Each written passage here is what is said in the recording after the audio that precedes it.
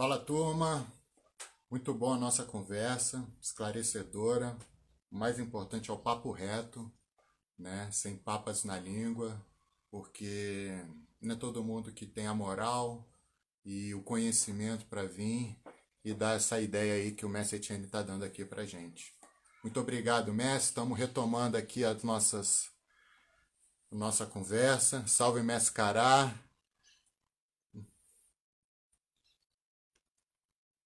Vamos ver aqui se o Mestre Etienne já está pronto aqui para entrar.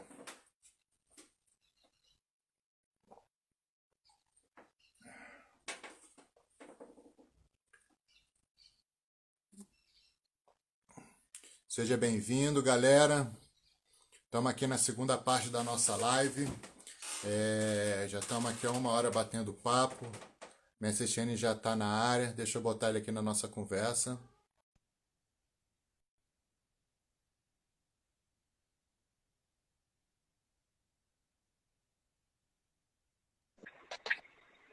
Salve, estamos de volta. Salve, bom demais. Vamos que vamos. Como diz Mestre Turo, vamos que vamos. Vamos que vamos. Deixa eu acertar aqui, caiu aqui. Vai lá, Mas pode conserta falar, aí. pode falar aí. Pode falar que eu estou ouvindo. Finalizando a nossa conversa, né? Você estava falando que muito vai da nossa atitude, né? De quando a gente está fazendo um trabalho social no ambiente que é mais pesado, né? E de como foi 100% a sua atitude na sua situação, né? Muito legal.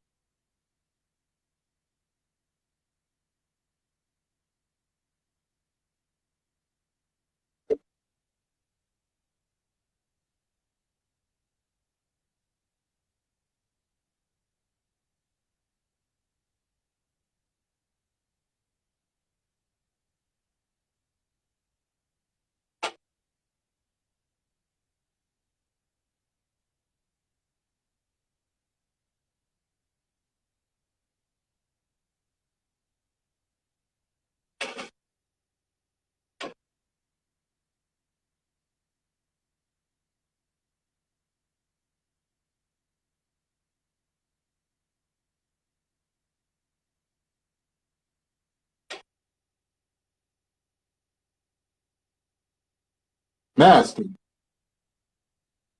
a internet está oscilando, a internet está oscilando.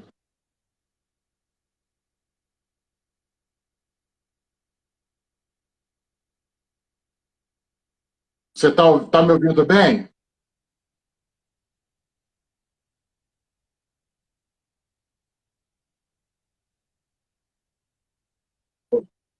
Tá distorcido.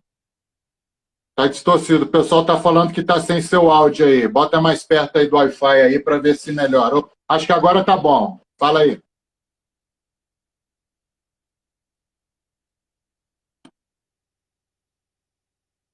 Tô, tô ouvindo. Tô ouvindo. Show, vamos lá. Tô ouvindo. Mas tá oscilando. Eu estou te ouvindo bem. Estou te ouvindo bem. Tá ouvindo bem? Tô. Galera, dá um toque aí se tá ouvindo bem o Mestre Etienne. Por favor. Só o áudio do Mestre Etienne que não tá saindo. Tá oscilando a internet. Quer sair, entrar de novo para testar alguma coisa? Pode. Tá travando, né? Vou sair e volto, Zezinho. Beleza? Vou Isso, sair, faz isso, faz isso. você me chama de novo aí. Tá? Beleza. Tá.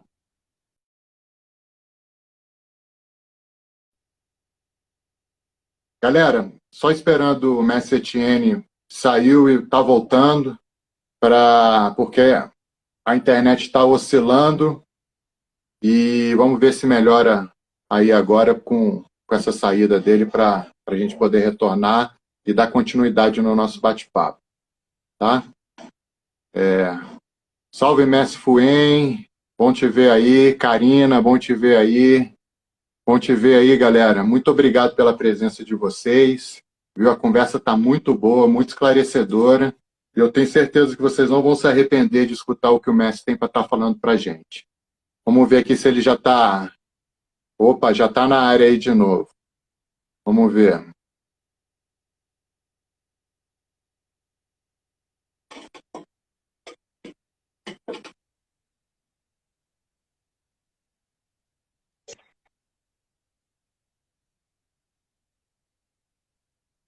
Aí, acho que agora foi. Beleza. Estou ouvindo. Legal. Massa. A sua imagem não está boa, mas eu estou te escutando bem. Daqui a pouquinho melhor, essa internet aí. Mestre, eu tenho uma pergunta para você. Qual é o ponto de atenção que nós devemos ter para quando a gente já está se. Uma característica do adicto, que você já falou, e do dependente químico. O que é um ponto de atenção que, para quem está ouvindo a gente, saber que, porra, o negócio está tomando conta. Enfim, você tem alguma dica para a gente com relação a isso?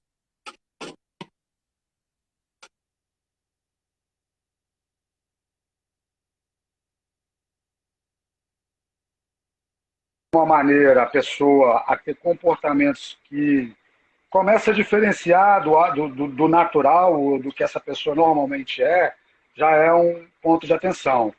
Já é para quem acompanha essa pessoa, que seja o professor de capoeira, que seja o esposo, a esposa, o pai, a mãe, né, ou o professor da escola, enfim, já acende um sinalzinho de alerta. E aí passa a observar essa pessoa mais perto, né, e começa a ter essa atenção.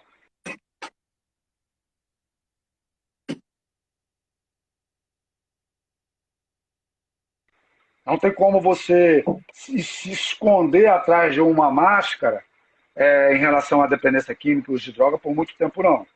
Uma hora a máscara vai cair. E ela costuma cair rápido. Só que antes de ela cair, a gente dá um monte de sinais de que alguma coisa não está legal com a gente.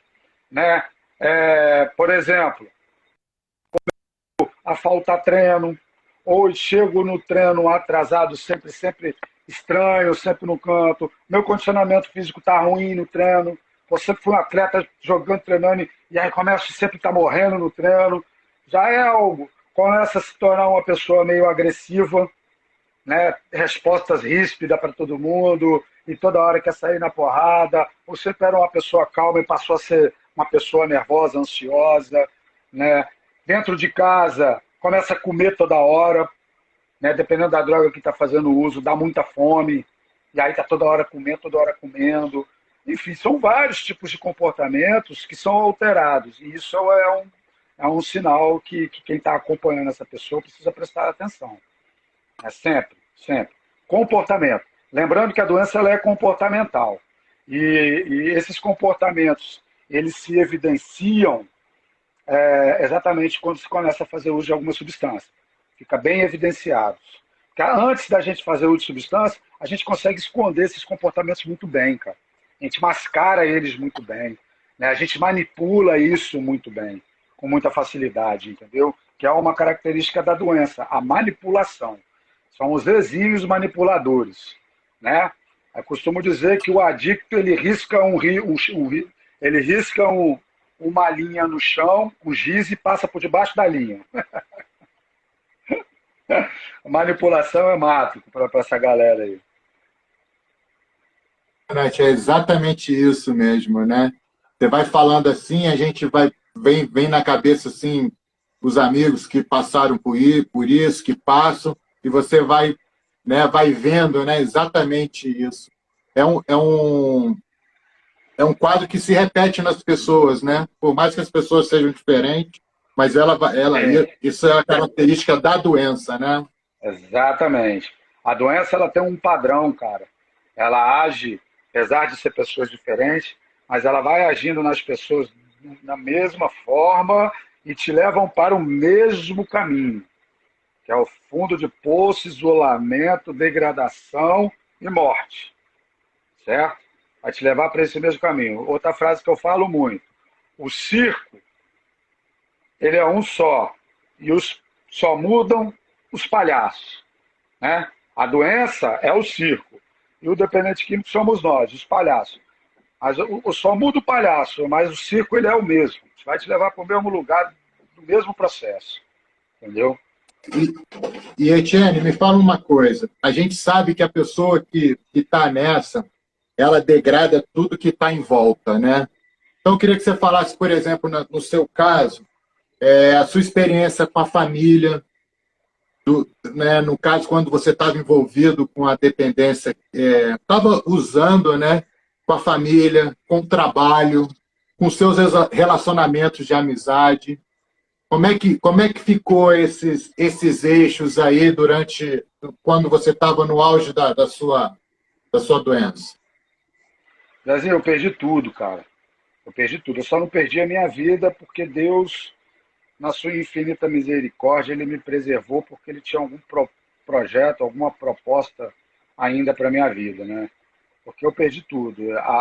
Aos poucos, né? Porque a doença ela vai te levando para um processo de destruição, de degradação, e é um processo, ela não te tira tudo de uma vez, ela vai te tirando aos poucos, né? E eu fui aos poucos perdendo tudo, né? Perdendo a saúde, me isolando completamente das amizades, né, cara? Me afastei de todo mundo, eu me afastei da capoeira, perdi a capoeira, né? Não foi a capoeira que me perdeu, que saiu de mim, não. Eu que me afastei da capoeira, me afastei de todos os amigos, e aí deixei de trabalhar, eu, né, parei de dar aula de capoeira, parei de dar aula de personal, parei de dar aula nas escolas onde eu dava aula, tanto de capoeira como de educação física. Eu fui perdendo tudo, né? E chegou um momento que nem a minha família me suportava mais, né? Minha mulher não me aguentava mais, né? Meus filhos não me aguentavam mais. Sim, e é importante ressaltar que nesse processo todo a minha família foi importantíssima. Se não fosse a minha mulher e os meus filhos, né, eu dificilmente eu teria conseguido sair dessa. Eles seguraram uma onda, principalmente a minha mulher, principalmente a minha mãe, né, cara? Minha mãe mora em Brasília, né? E ela é doutora em psicologia, ela trabalha com psicologia transpessoal, enfim. E ela, no intuito de me ajudar, apesar de ser minha mãe, foi ela que me levou e levou a minha família aí para Brasília para tentar me ajudar. E aí em Brasília foi o pior momento da minha vida no uso de drogas e tudo mais, né? E assim, a minha família foi fundamental nesse processo. Não é fácil e a gente perde tudo. A gente chega num fundo de poço, tem gente que fala assim, pô, você chegou num fundo de poço, você chegou num fundo de poço num local onde você não conseguia afundar mais. Mentira, eu afundava mais ainda. Era só me deixar onde eu estava. Eu ia pegar a picareta e ó, pá, pá, e dar com a...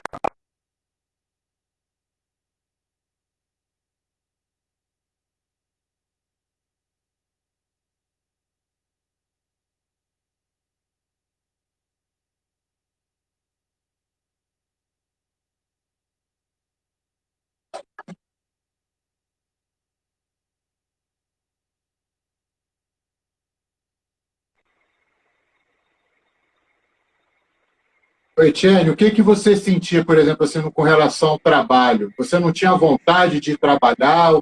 Ou o seu comportamento lá fizeram com que te mandasse embora? O que que você sentia assim quando você estava tomado pela doença? Quando a doença evolui, Zezinho, a gente já vem num processo, a galera tá falando que tá sem áudio. Eu ou o Zezinho? Quem é que tá sem áudio? Meu ou do Zezinho, galera? Planador, fala aí pra nós. Melhorou o seu. Tá ruim? Oi,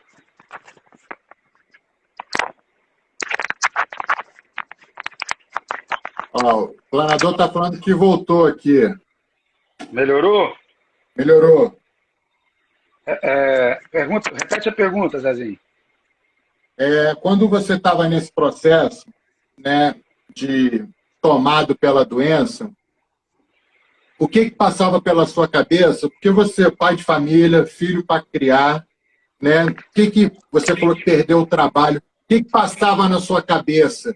Você não ia ou você, ou o seu comportamento lá na escola ou na capoeira fizeram com que, pô, o Etienne não está bem, enfim, vamos mandar ele embora. Eu era você mesmo que não tinha vontade, que não tinha tesão para poder fazer aquilo que você tinha que fazer.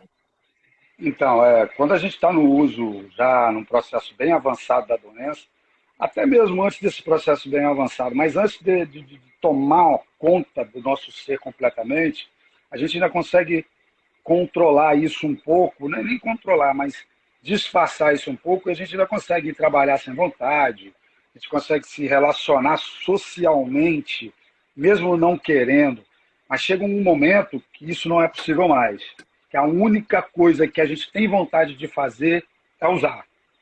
Não interessa qual hora do dia, em que momento, aonde eu esteja, com quem eu esteja, eu uso para viver e vivo para usar e ponto. Pra você ter uma ideia, quando eu estava num processo mais compulsivo aí em Brasília, assim, já num processo bem avançado da doença, eu não conseguia ficar meia hora sem fumar um crack.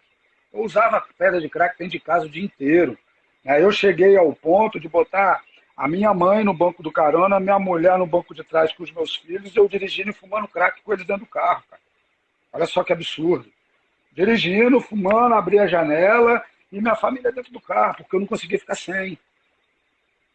Se eu ficasse sem, parecia que eu ia morrer, dava coisa no meu corpo, tremedeira, dor de cabeça, febre, de tão intoxicado com a substância que eu me encontrava. Então, quando a gente chega nesse ponto, você não consegue fazer mais nada na sua vida, a não ser usar. E só para de usar para descansar, para dormir, quando consegue dormir. Eu cheguei assim, parece um absurdo, mas a minha família sabe que isso é verdade porque presenciaram isso. Eu cheguei a ficar em Brasília 16 dias sem dormir, sem fechar o olho, acordado, ligado, 16 dias direto. Isso, você fala isso para uma pessoa, fala, pô, isso é impossível. Não é impossível. Eu fiquei. E a minha família presenciou isso. Entendeu? O que você Não fala, estou por te exemplo, ouvindo, assim, Thiago. não está Fala aí de novo. ouvindo? Voltou. Voltou. E o que você fala, por exemplo, daquela pessoa do capoeirista que, pô, vou fumar um para poder jogar ali na roda, que é legal, que eu me sinto bem, me dá um barato, aumenta a performance dele, porque ele Não, entrou em. isso é um auto-engano, né? Isso é uma ilusão, um auto-engano do processo, né? Achar que você fumar um baseado para treinar ou para jogar na roda, você está melhorando a sua performance. É óbvio que não, mesmo porque comprovadamente a maconha é uma droga que te leva para um processo de calmaria, de lentidão, né? Retarda os seus reflexos, e a capoeira te de reflexo o tempo todo. Então, definitivamente não é bom, não te faz bem. Isso comprovado cientificamente. Eu já fiz muito isso, né? O que eu estou falando aqui, o que eu vou falar, não é que eu estou criticando quem faz, não, porque eu já fiz muito isso. Eu fumei muita maconha para ir treinar, para ir para a roda, e achando que isso me fazia um bem danado. Só que hoje, depois desse processo todo, estudar isso, estudar todo esse processo, estudar a doença e os efeitos das drogas no organismo, eu vejo que, além do mal físico e psíquico que isso faz, para mim, que sou capoeirista, e para as tradições da capoeira, é uma puta falta de respeito com a capoeira, com as pessoas que estão na roda, com os educadores, com os pais, com as crianças, é uma puta falta de respeito. Essa falta de respeito eu cometi durante muito tempo na minha vida. Eu achava normal, achava que era legal, que não tinha problema nenhum, que era tranquilo, pingava um colírozinho, ia pra roda, jogava pra caramba e achava que estava arrebentando. Às vezes era fácil, né? Porque a minha condição tinha uma condição boa, era novo, né? E tudo mais. Mas será que eu faria isso para eu numa roda de bamba, onde chegasse na roda e só tivesse os cascos mesmo, que eu ia ter que estar na ponta dos cascos? Será que a minha performance seria a mesma? Ou eu ia botar o pé na roda e ia me dar uma puta de uma insegurança? Porque a maconha te dá insegurança. A maconha é uma droga que deixa um indivíduo inseguro de realizar qualquer coisa. É a droga da procrastinação. O que é procrastinar? É deixar aquilo que você pode fazer agora para fazer depois. né? É a droga que te deixa inseguro. Ah, não, não vou fazer isso agora não.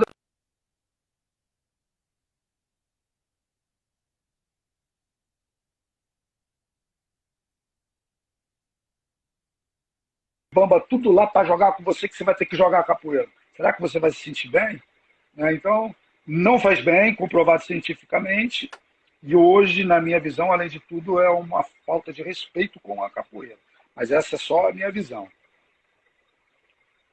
A mesma coisa acontece com o álcool e com a cocaína também, né? Ou com o crack também, né?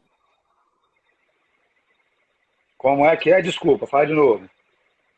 A mesma coisa seria com o álcool, com a cocaína e com o crack também. Não, apesar da cocaína dar ativar, também não melhora a tua performance também não, né? Não, é pior ainda. Né? A cocaína ela é uma droga que te excita, né? E o crack é impossível. O crack esquece. O crack é uma droga diferenciada de todas as outras. Eu sempre falo isso, né?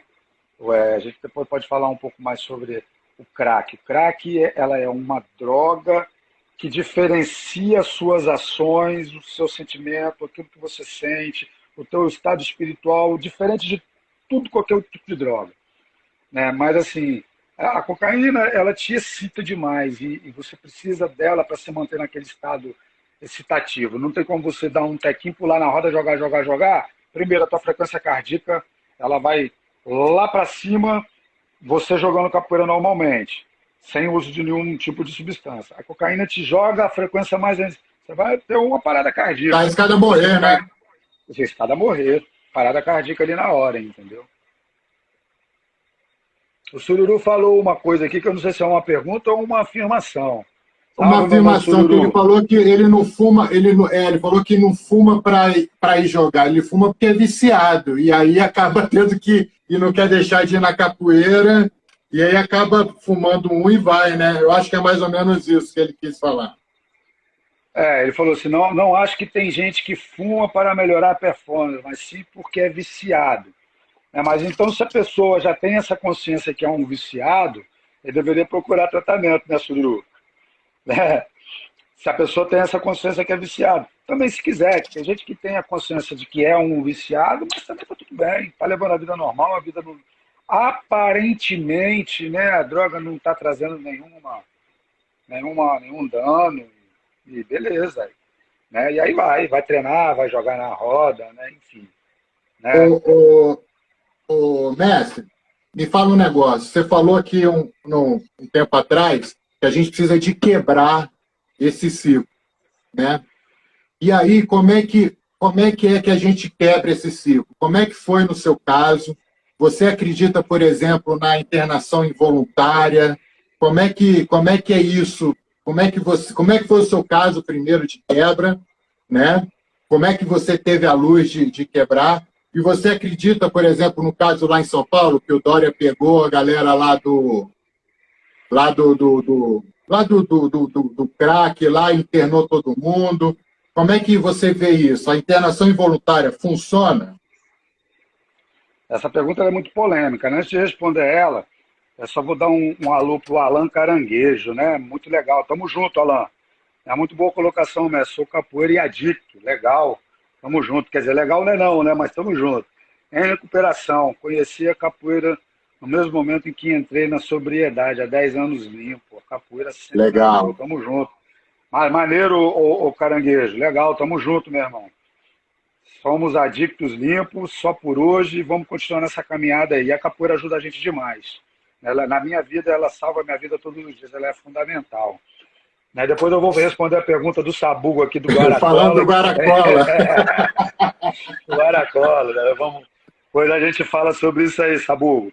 Mas então, essa pergunta aí, Zezinho, é da internação envolvente.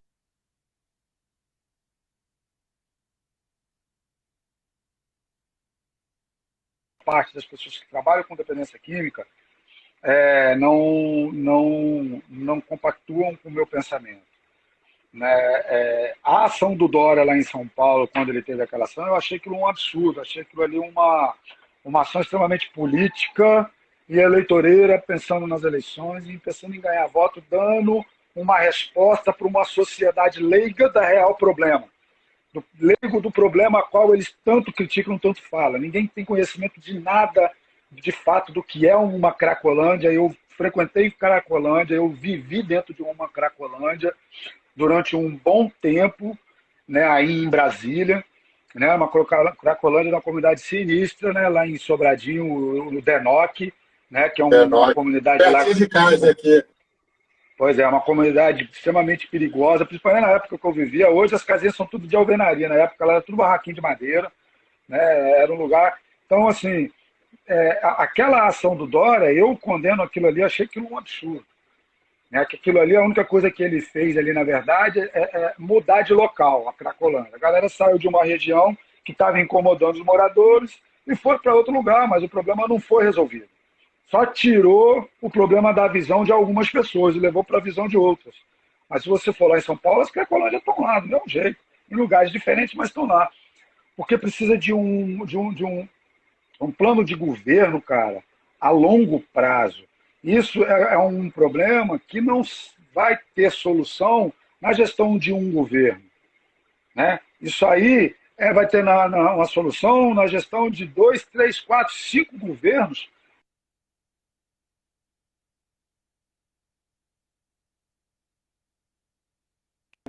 Isso aconteceu aqui no Estado. Eu trabalhava num projeto no Estado, eu era terapeuta do governo do Estado por 4 anos aqui em Vitória, num programa que se chamava Provive, programa de entrega de valorização à vida, né, onde a gente pegava os dependentes químicos, voluntários, que quisessem tratamento, e internava, botava em comunidade terapêutica, e eu era o terapeuta dessas comunidades, desses dependentes, enfim. Trabalhei 4 anos, um programa massa, que funcionava e que dava certo. Veio a mudança do governo, eles mudaram tudo. Mudaram o nome do programa, mudaram a forma de tratamento, mudaram todos os profissionais. Eu fui mandado embora e o programa hoje não existe mais, por causa da questão que quem começou o trabalho foi o governo passado. Então, do governo passado eu não quero. Eu quero uma ação minha.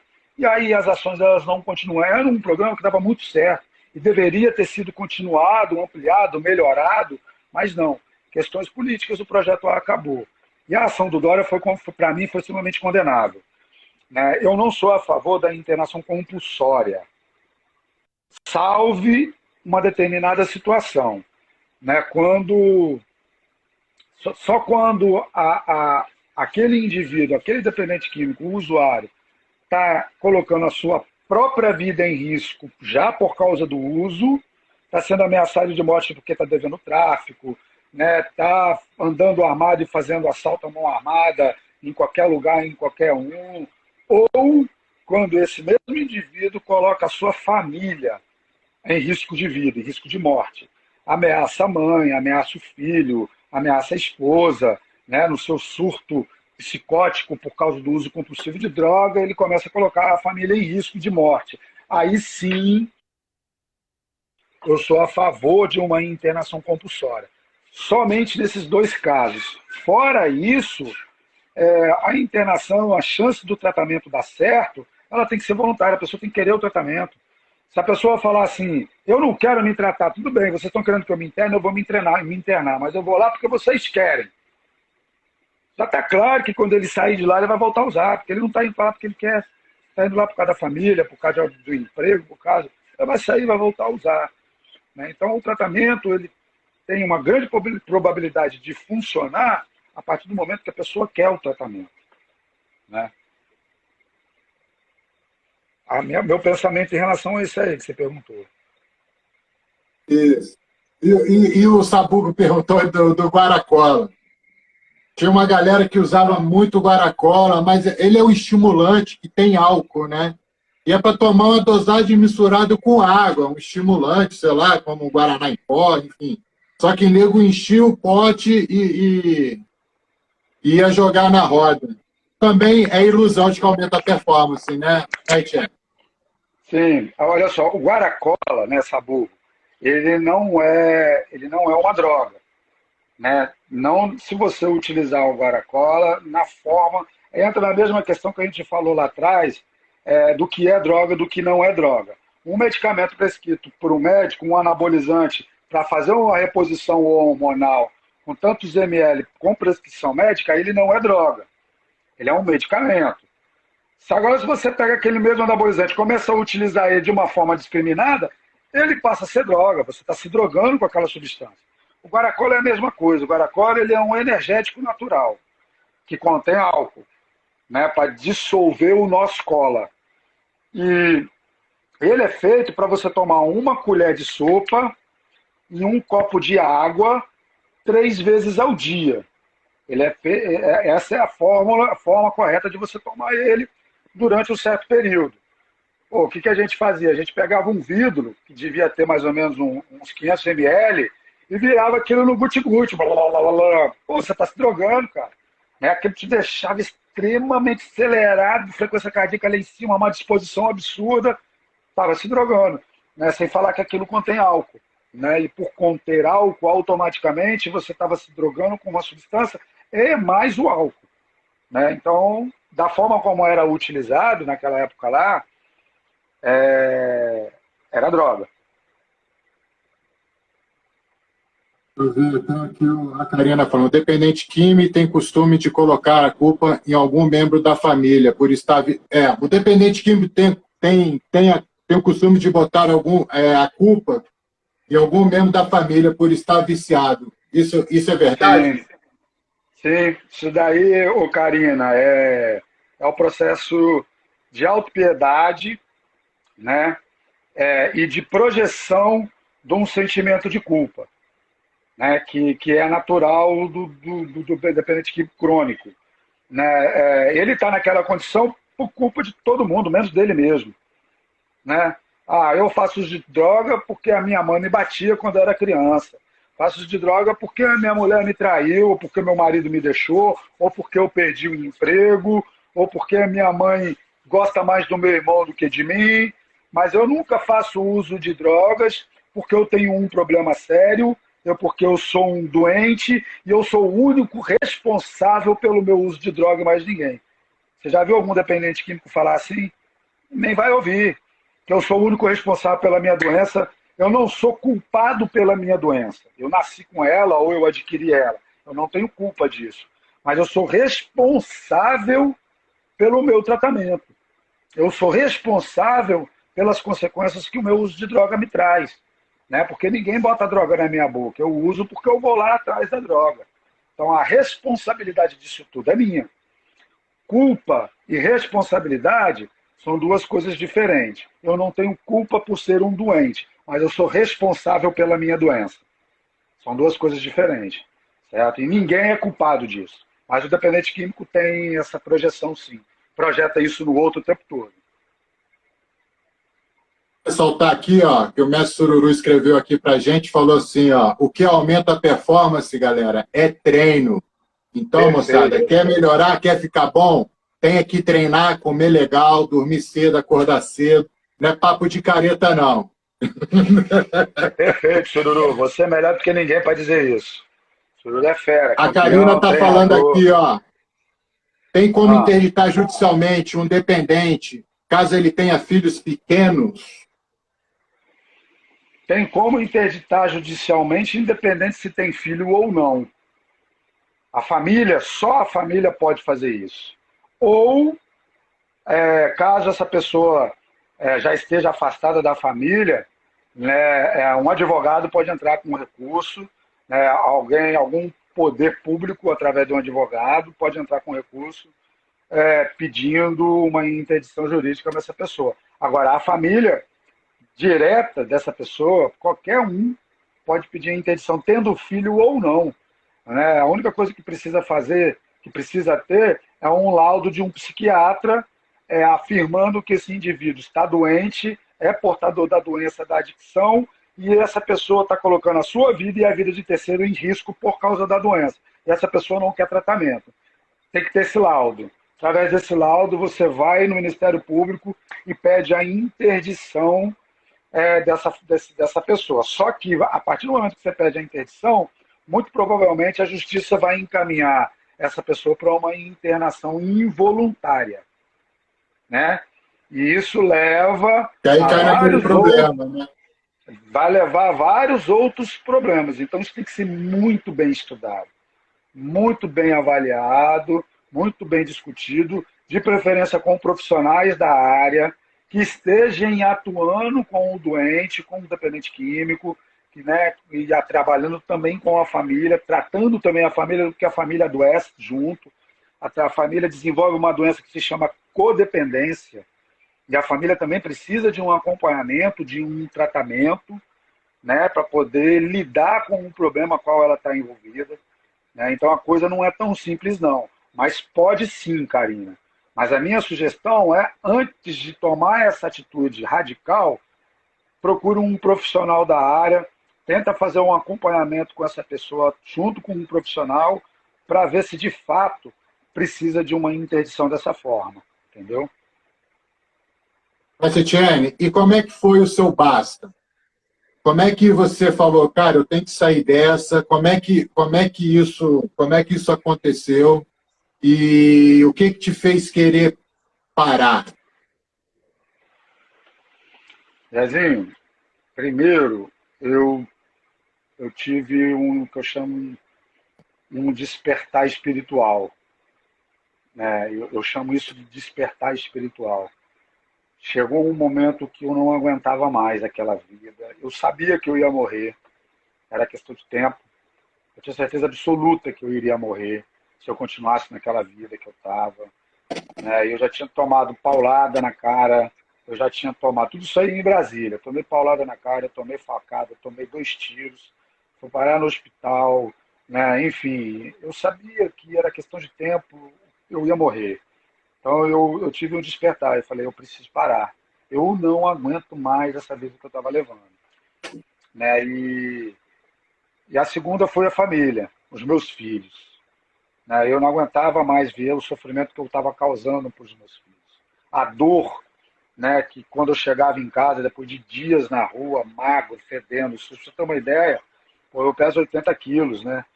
A minha última internação, eu entrei na clínica e me pesei e eu fui usando crack até a porta da clínica. Eu joguei o cachimbo fora, na porta da clínica peguei e joguei o cachimbo fora e entrei. Né? E aí eu entro e passa pela avaliação médica, eu me pesei e estava pesando 49 quilos, cara. Caraca, 49. Eu estava só pele e osso, eu estava morrendo. Né? Ou eu ia morrer de uma coisa ou eu ia morrer de alguma doença. Porque o crack em si, ele não te mata de overdose, igual muita gente fala, ah, morreu de overdose de crack. Mentira, eu nunca vi ninguém morrer de overdose. Se tivesse que morrer de overdose de crack, eu teria morrido. Né? Porque eu cheguei a um período que eu estava usando R$ 800 de crack por dia, todos os dias.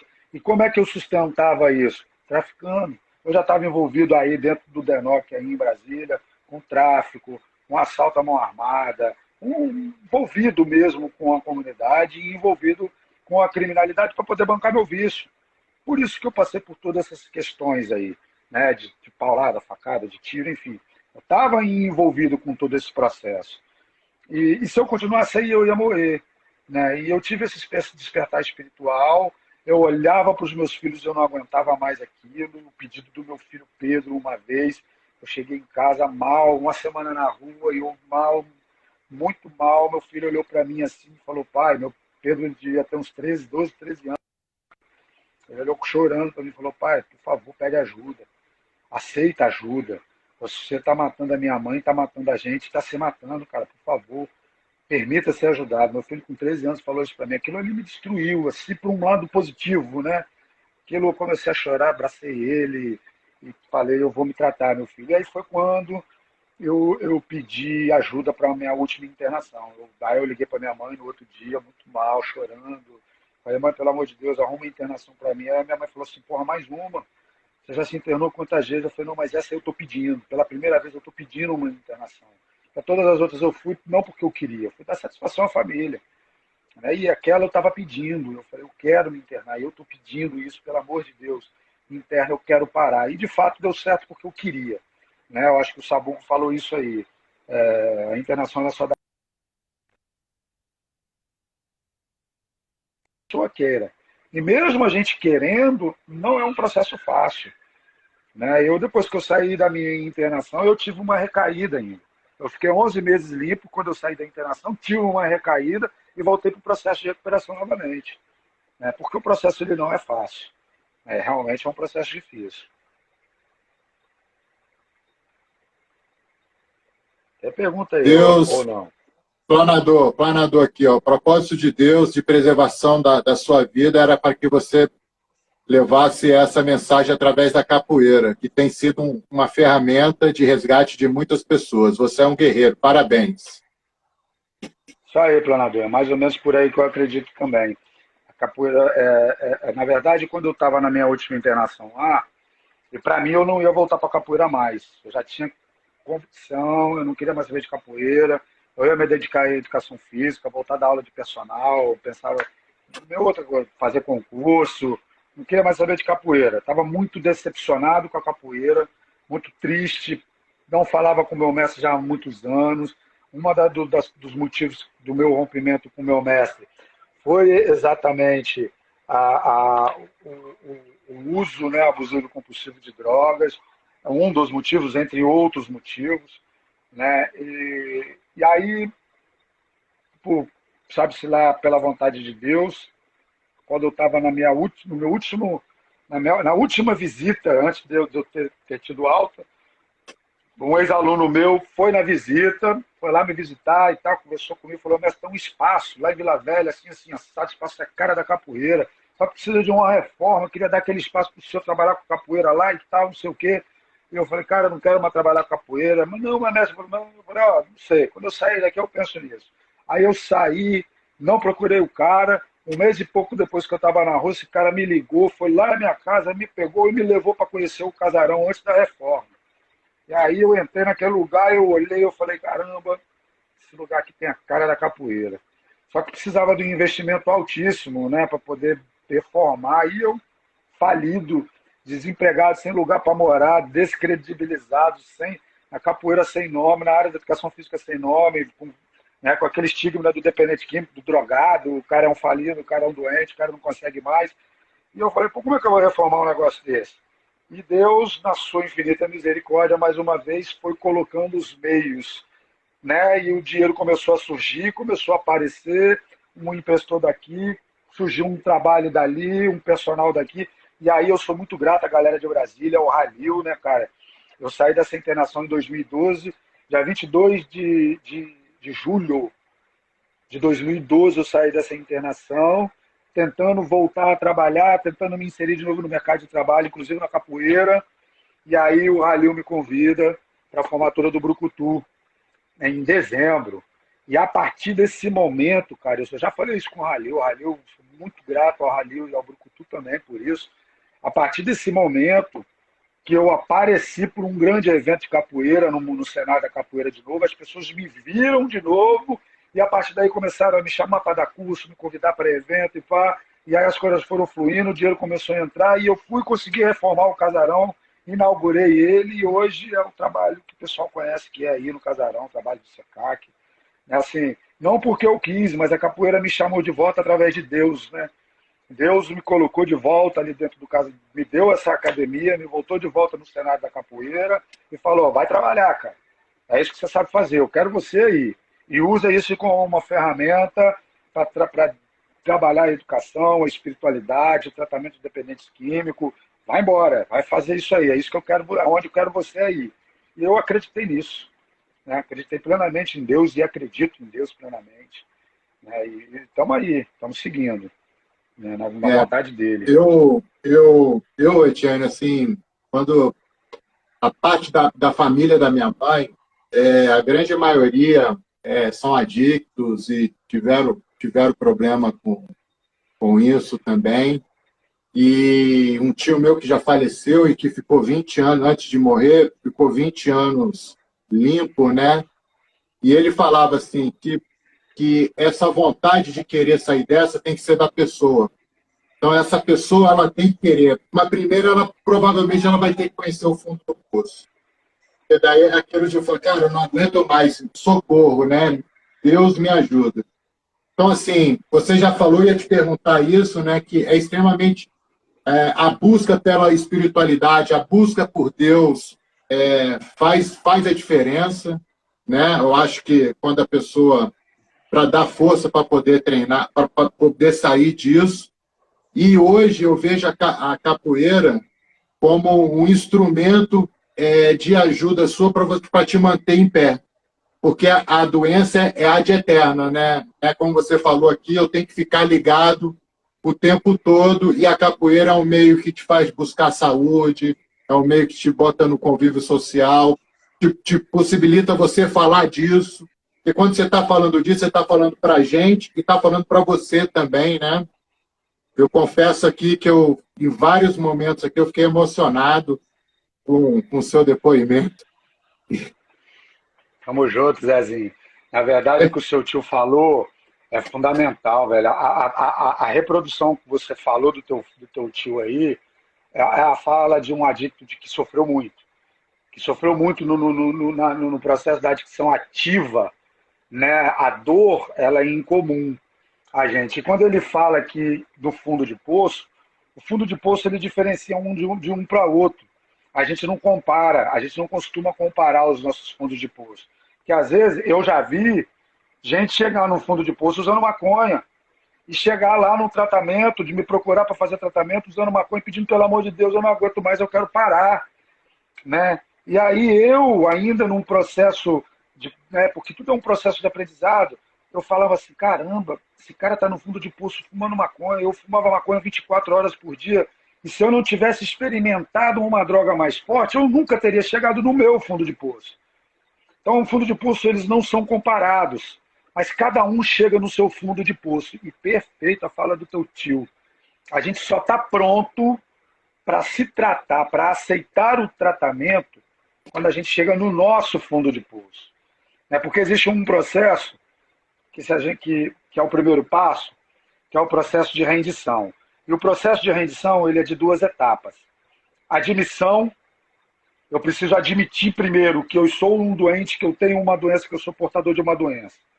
Beleza, eu admito isso, admiti. Pô, eu não tenho mais como eu negar, meu irmão. Minha vida tá uma desgrama, acabei com tudo, destruí tudo, não tem mais amizade, não tem mais trabalho, não tem mais emprego, perdi carro, celular, não tem mais nada. Eu sou portador de uma doença, eu sou doente, ok, eu admito. Mas eu não aceito a minha doença, que é o outro processo, que é o processo de aceitação. Eu só entro para um processo de rendição, que é o que o seu tio falou aí, né, que a gente pede ajuda de verdade, honestamente, verdadeiramente, quando eu me rendo. Mas eu só me rendo quando eu admito e eu aceito. Às vezes eu até admito que eu tenho problema, mas eu não aceito o meu problema. E se eu não aceito o meu problema, eu não me rendo, eu vou continuar lutando contra ele.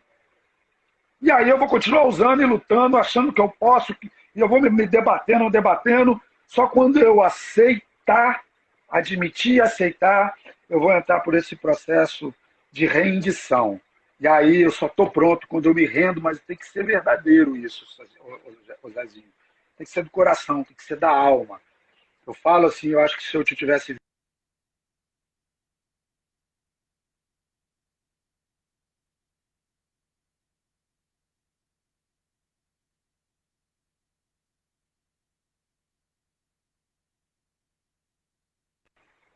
tá só na dor física e emocional, a gente se debate, a gente luta contra.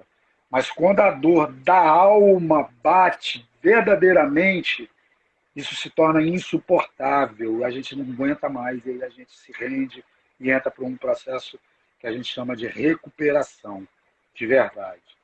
Aí a palavra recuperação, ela é bem esclarecedora.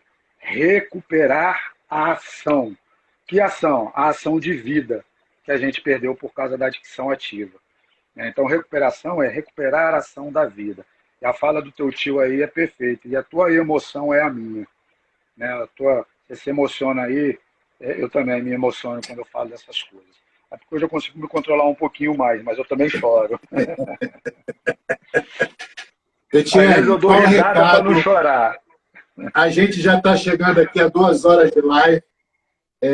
Qual o recado que você deixa para quem... para quem perguntou, a live vai ficar salva lá no IGTV, tá?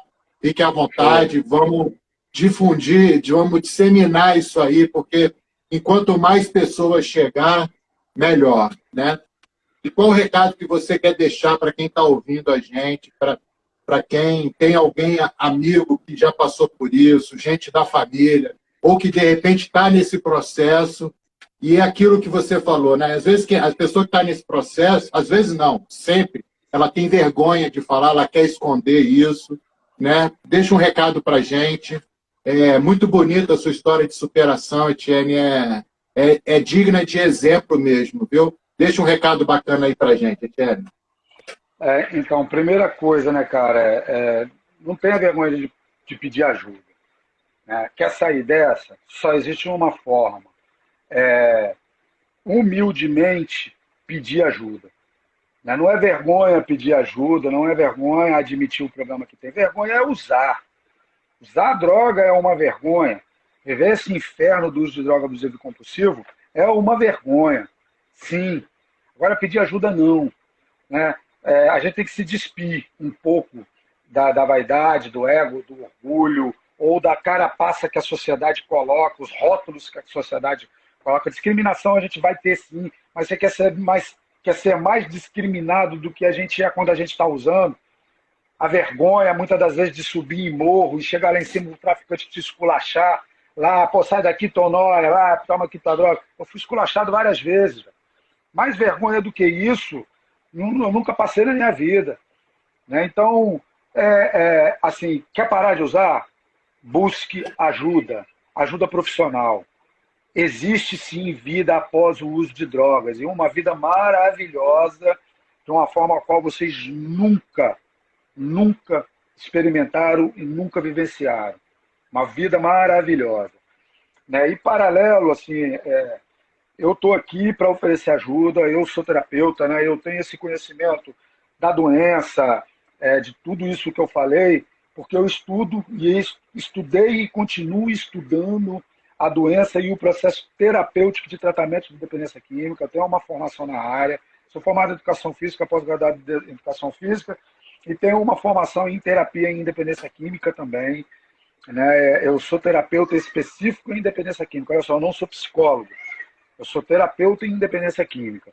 E se tiver alguém da capoeira ou alguém que vocês conheçam, da família, ou parente, ou aluno, ou mestre, ou um professor, que queira, de fato, uma ajuda para entrar por um processo de recuperação, eu estou disponível. Eu faço terapias online, à distância. Né? A questão, pô, mas eu estou duro, eu estou sem dinheiro, tudo é conversável. Né? Entra em contato comigo através do meu Instagram, pega meu WhatsApp e a gente conversa. O anonimato ela é a base de qualquer tratamento terapêutico, ok? Ninguém vai saber que vocês me procuraram para pedir ajuda, que vocês estão fazendo tratamento, ninguém, nem no mundo da capoeira, nem em lugar nenhum. Também é uma questão ética do profissional e também do processo terapêutico. Né? E eu sou um dependente químico, eu tenho os dois lados, eu sei o que é. Que tem muito terapeuta que ele é prático e ele é teórico, ele não vivenciou o outro lado, né? O lado do adicto no uso. Eu tenho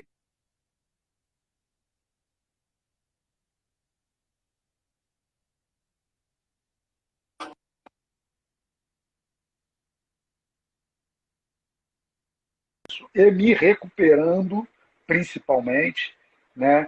Em cima desse processo todo. Então eu acho que eu tenho condição para poder ajudar aí, independente se seja capoeirista ou não, é só entrar em contato. O fato é, ninguém, absolutamente ninguém, consegue sair dessa sem uma ajuda para poder sair dessa. Tá? Vocês podem até dar um tempo do uso de droga, parar por um período. Né? E aí eu fico a pergunta para quem faz uso aí, quantas vezes vocês deram um tempo? Parou por 2 meses, 3 meses, 4 meses, às vezes até por um ano, e aí de repente do nada volta a usar. Quem interrompeu o processo de uso é uma coisa. Entrar num processo de tratamento e recuperação para fazer as mudanças comportamentais que é exigido no tratamento, porque a doença é comportamento, é uma outra história. Né? Se você para de usar e não trata o seu problema comportamental, emocional, espiritual, esses problemas vão te fazer usar a droga novamente ali na frente. É só vocês passarem por uma dificuldade muito grande. Ou seja, o processo terapêutico ele tem que entrar na vida de vocês se vocês quiserem parar de usar droga.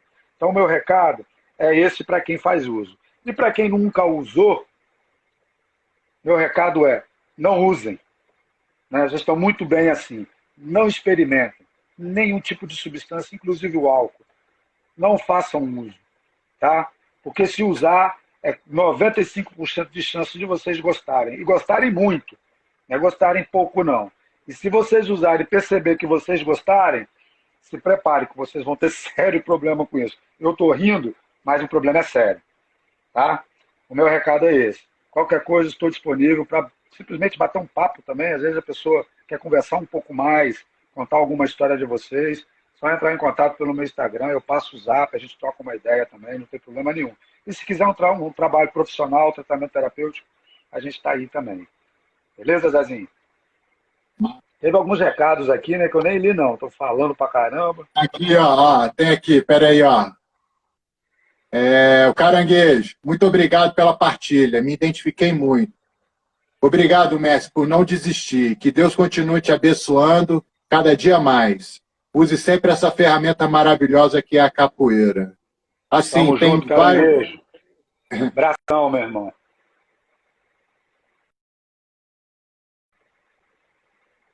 Vem. Tá escutando? Falhada aí, Zé.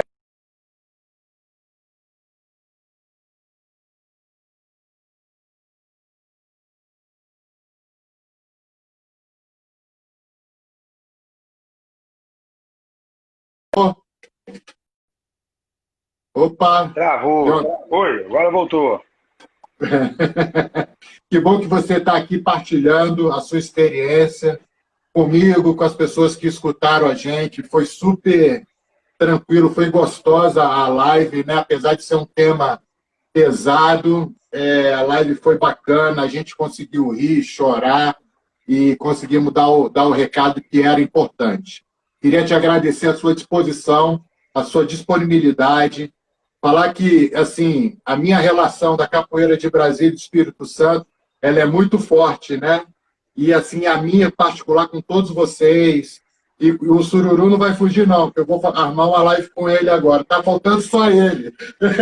Capítulo Sapeba, Baianinho, com vocês. E, assim, isso tudo é porque eu me identifico com vocês, né? Vocês, a capoeira de vocês, de uma forma geral, é espelho para mim. A primeira vez que eu vi vocês jogando, eu fiquei aqui impressionado. Ratificando aqui, Zezinho, eu não fumo. Não, eu quero fazer uma live com você. A gente vai falar sobre a luta, meu irmão. Vamos lá, que você é um cara. E é isso mesmo. Isso é verdade. Isso é verdade. Foi uma fase, passou. E assim, a identificação com vocês e a admiração é sincera e é pura. Tá? Muito obrigado, viu, Etienne, pela sua participação, pela participação da galera que nos escutou, e ela vai ficar gravada aí lá no IGTV, fiquem à vontade. Tá? Massa, Zezinho. Obrigado você, velho, pela oportunidade. Para mim é sempre importante falar sobre isso, deixar esse recado aí para quem tem esse problema, como eu tenho. Né? É recíproco essa nossa relação Vitória-Brasília, Brasília-Vitória. Brasília é a minha segunda casa, minha família mora aí, meus irmãos, minha mãe. Eu estou sempre aí. Né? Muito, muito obrigado pela oportunidade. E você tem que vir no casarão, viu, meu velho? Vou te cobrar essa, hein? Não, pode cobrar, pode cobrar. Agora eu passei os últimos 4 anos envolvido num trabalho lá com o Mestre Halil, que eu não podia aparecer muito, então fiquei, né? Agora eu tô livre aí para poder viajar, rodar, enfim, fazer o que eu gosto também, que é jogar capoeira. Tá? Show de bola. Obrigado, galera. Boa noite, bom final de semana. Etienne, bom demais. Obrigado, meu irmão. Tamo junto. Valeu. Tchau, tchau.